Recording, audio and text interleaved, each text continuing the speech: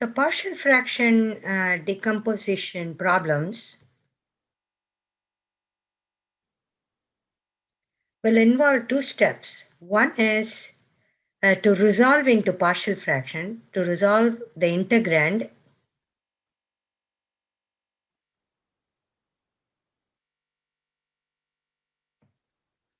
into partial fractions.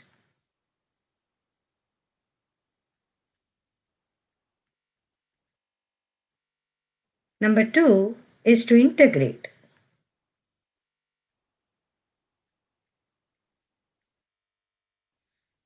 So in the beginning, we have actually seen various types of fractions, various types of rational functions, and how we can resolve them into partial fractions.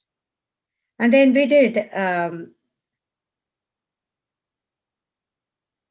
we actually did one of the problems where we used long division method. In this example, how we can apply long division method, and also we integrated that problem.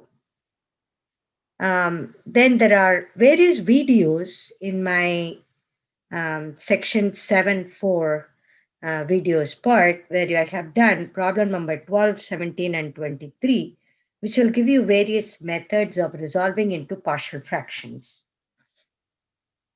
Now let's try one problem here which is slightly different. So it is integral x squared minus x plus 6 over x squared plus 3x.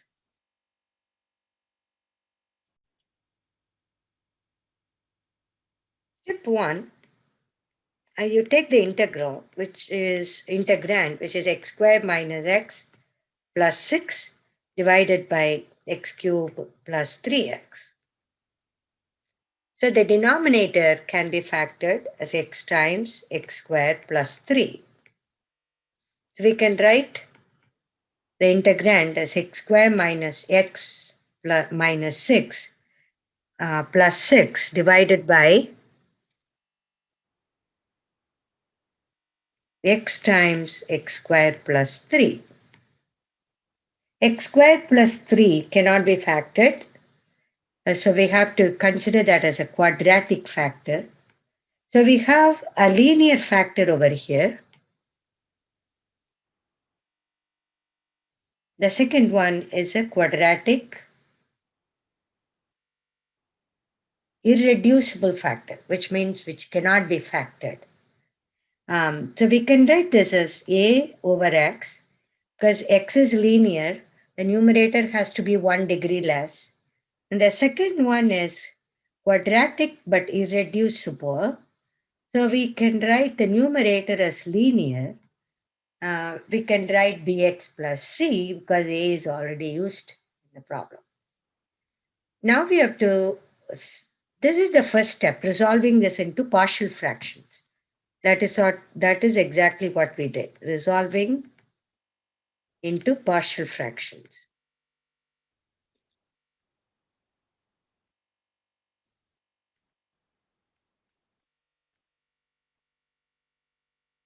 Then what do we do in step 2? Step 2 is to evaluate the constants a, b, and c.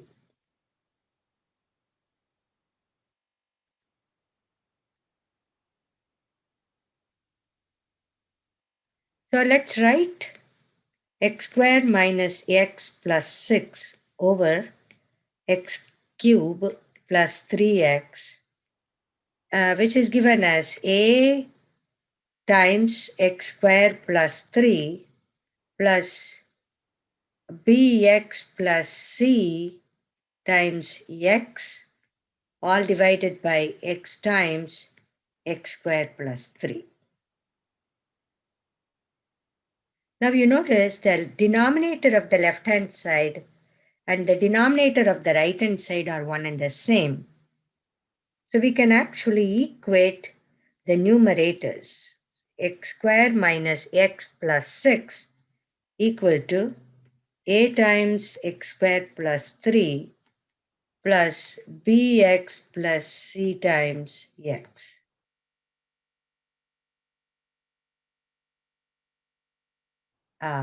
we will take this as our main step.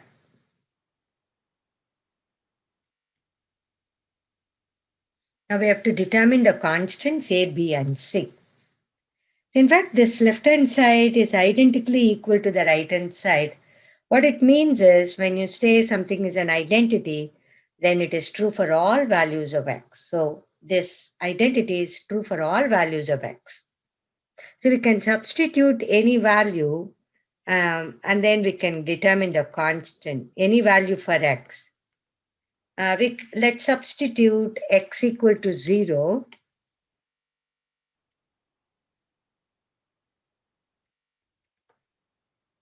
So the left-hand side is just 6. The right-hand side is a times 0 plus 3 plus bx plus c times 0.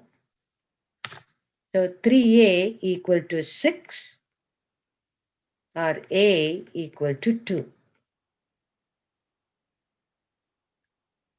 In order to get the other constants b and c, you can actually substitute any value.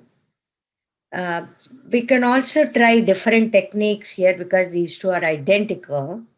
So if I equate the coefficients of x square on either side,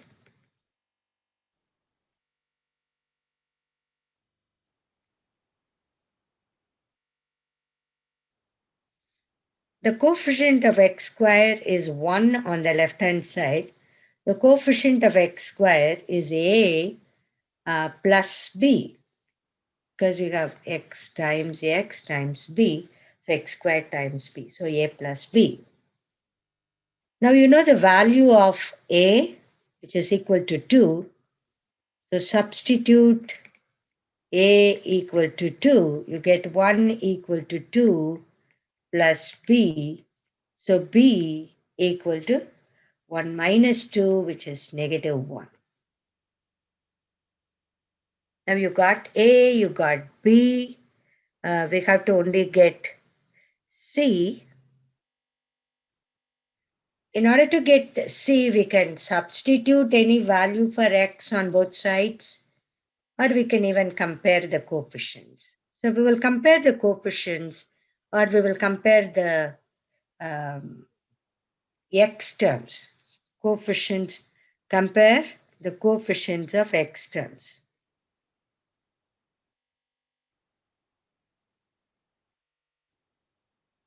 On the left-hand side, coefficient of x is negative 1. On the right-hand side, the coefficient of x is just c. So c equal to negative 1.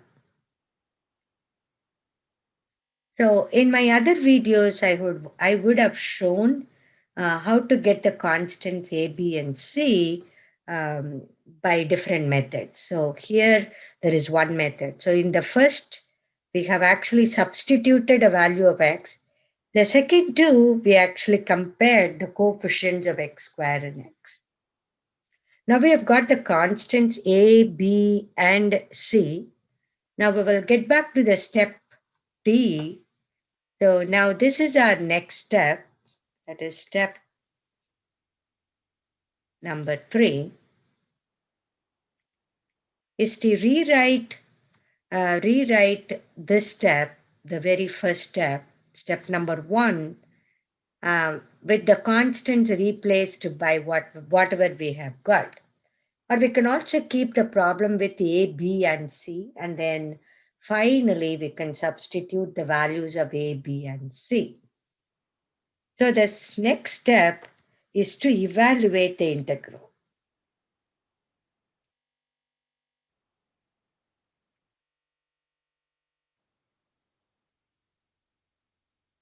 So I, which is integral x squared minus x plus 6 divided by x cube plus 3x dx equal to, now we found that this is a over x plus bx plus c over x squared plus 3.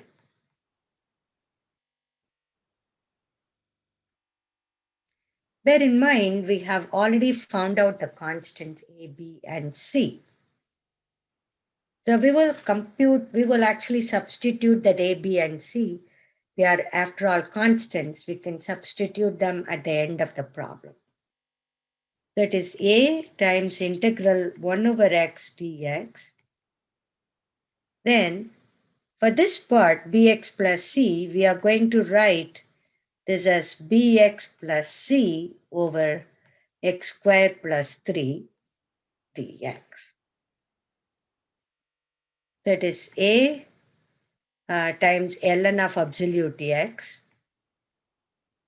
plus, we'll break this into two parts, b times integral x over x squared plus 3 dx plus c integral 1 over x squared plus 3 dx.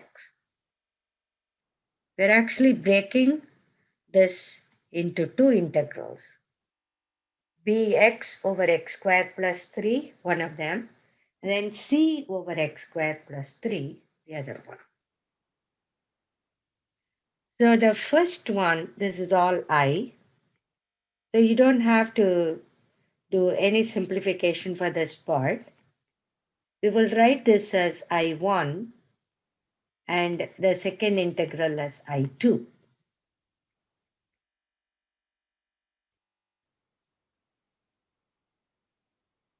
Now what is I1?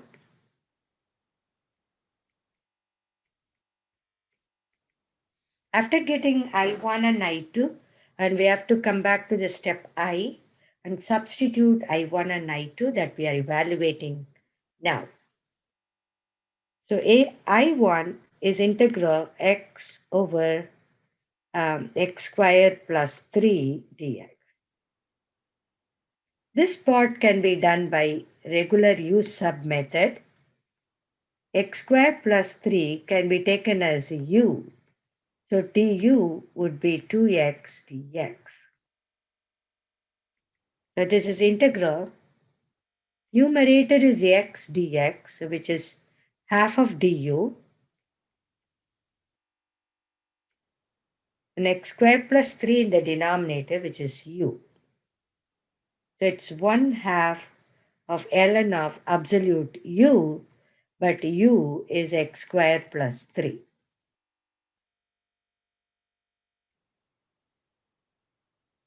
We will keep that. And let's compute I2, which is integral 1 over x squared plus 3, which can be written as, where we have to reference a formula that we derived in this section. So integral 1 over x squared plus a squared is 1 over a tan inverse of x over a plus c.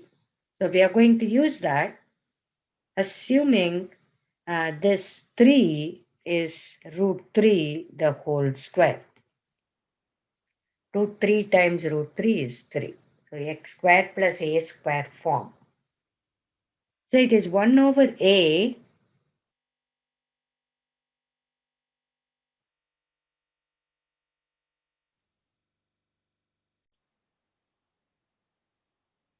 it's 1 over radical 3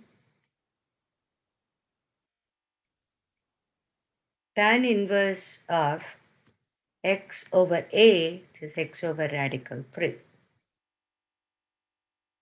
So we have got I1 and I2, and we will substitute them into I in step E in this part. In this step, we will substitute I1 and I2, also taking into account of A, B, and C. So substituting I1 and I2 in step E, so we can write I equal to A times ln of absolute x plus B times I1, which is 1/2 ln of absolute x squared plus 3,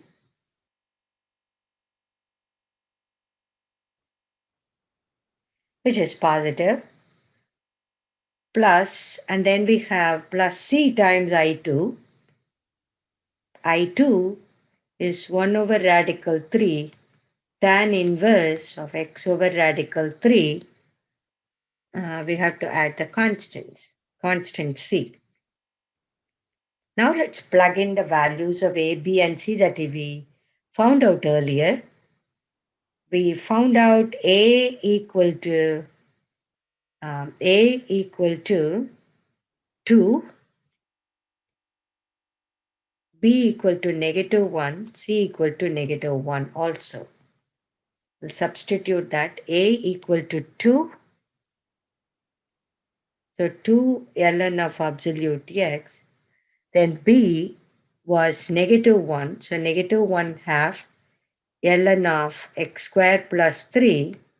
Here we don't need the absolute sign because x squared is positive. So positive plus 3 is going to be positive. Then c is also -1.